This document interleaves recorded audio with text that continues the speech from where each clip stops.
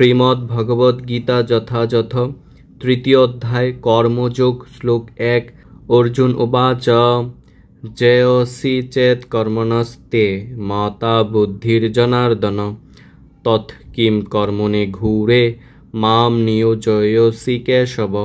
গীতার গান অর্জুন কহিলেন, যদি বুদ্ধিযুগ শ্রেষ্ঠ ওহে জনার্দন, ঘোর যুদ্ধে নিয়োজিত করো কি কারণ।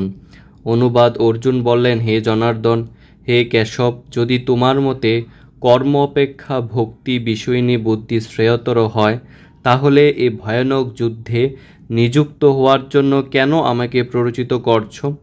তাৎপর্য, পূর্ববর্তী অধ্যায়ে পরমেশ্বর ভগবান শ্রীকৃষ্ণ তার প্রিয় সখা অর্জুনকে জড়জগতের দুঃখার্ণব থেকে উদ্ধার করবার জন্য আত্মার স্বরূপ বিশদভাবে বর্ণনা করেছেন এবং সেই সঙ্গে তিনি আত্মার স্বরূপ উপলব্ধি করার পন্থাও বর্ণনা করেছেন।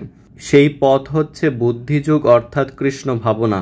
কখনো কখনো এই বুদ্ধিযুগের কদর্ত করে একদল নিষ্কর্মালোক কর্মবিমুখতার আশ্রয় গ্রহণ করে কৃষ্ণ ভাবনার নাম করে তারা নির্জনে বসে কেবল হরিনাম জপ করে কৃষ্ণ ভাবনাময় হয়ে ওঠার দুরাশা করে, কিন্তু যথাযথভাবে ভগবত তত্ত্বজ্ঞানের শিক্ষা লাভ না করে নির্জনে বসে কৃষ্ণনাম জপ করলে নিরীহ অজ্ঞলোকের সস্তা বাহবা পাওয়া যেতে পারে, কিন্তু তাতে কোনো লাভ হয় না।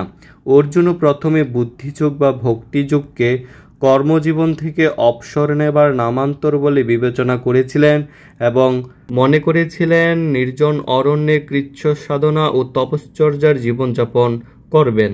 পক্ষান্তরে তিনি কৃষ্ণ ভাবনার অজুহাত দেখিয়ে সুকৌশলে কুরুক্ষেত্রের যুদ্ধ থেকে নিরস্ত হতে চেয়েছিলেন, কিন্তু নিষ্ঠাবান শিষ্যের মতো যখন তিনি তার গুরুদেব ভগবান শ্রীকৃষ্ণকে তার কর্তব্য সম্বন্ধে জিজ্ঞেস করলেন, তখন ভগবান শ্রীকৃষ্ণ এই তৃতীয় অধ্যায়ে তাকে কর্মযোগ বা কৃষ্ণ ভাবনাময় কর্ম সম্বন্ধে ব্যাখ্যা করে শোনান। শ্লোক 2 বেমিশ্রেণ ইব বাক্যেন বুদ্ধি মোহয়সীব মে তদেকম বদ নিশ্চিত येन শ্রেয় অহম আপনুয়াম।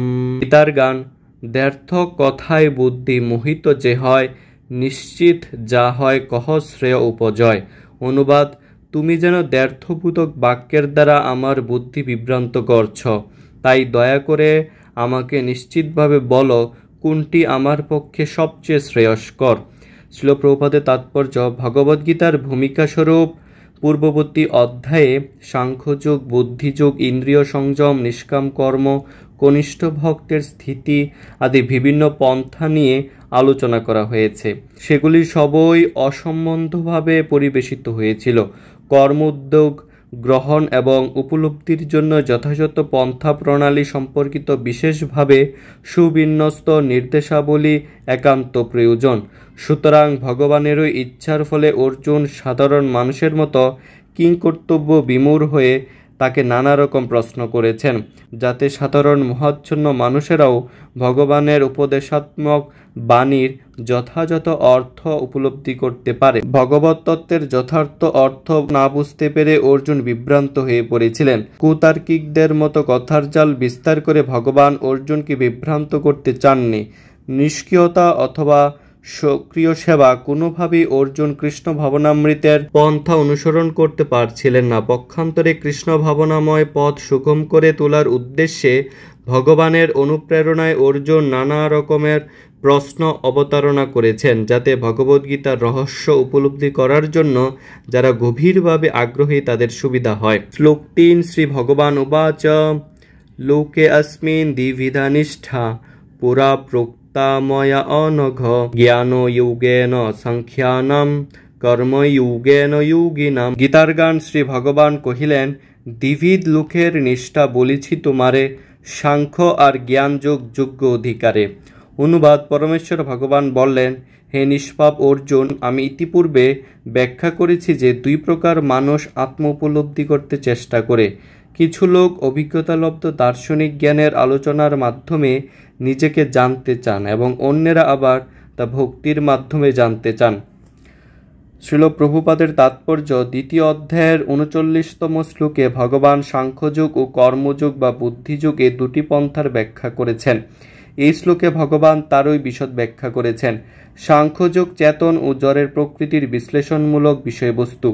যে সমস্ত মানুষ পরীক্ষা নিরীক্ষা করে দার্শনিক তত্ত্বের মাধ্যমে জ্ঞান আহরণ করতে চায় তাদের বিষয়বস্তু হচ্ছে এই সাংখ্যযোগ।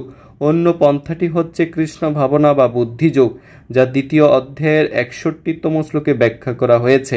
ভগবান 39তম শ্লোকেও ব্যাখ্যা করেছেন যে এই বুদ্ধিযোগ বা কৃষ্ণ ভাবনা অনুশীলন অতি সহজেই কর্মবন্ধন থেকে মুক্ত হওয়া যায় এবং অধিকন্তু এই পন্থায় কোনো দুষ্ত্রুটি নেই।